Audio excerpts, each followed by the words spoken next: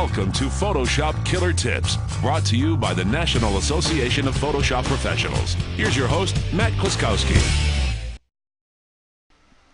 Here's a little color swatch tip for you here.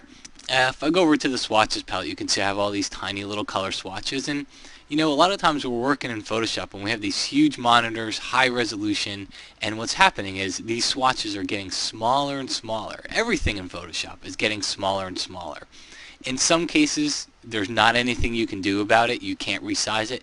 But in the case of swatches palette, you can resize it. So I'll click the little flyout menu, go to the swatches palette menu, and you can choose large thumbnail.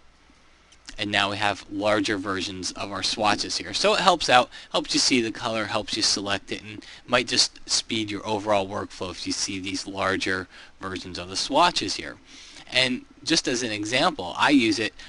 My son Ryan, he's 5 years old, but he likes to use Photoshop. I have a little tablet for him, and he enjoys using it. And the swatches were just too small for him to use. So I go in here and I make it larger, and that makes it a lot easier for him to come in here and click and choose the colors that he likes to paint with. So just a kind of a silly example of how to use it, but honestly, with the size of monitors these days, those swatches get so small that it's good if you're able to change them and make it larger.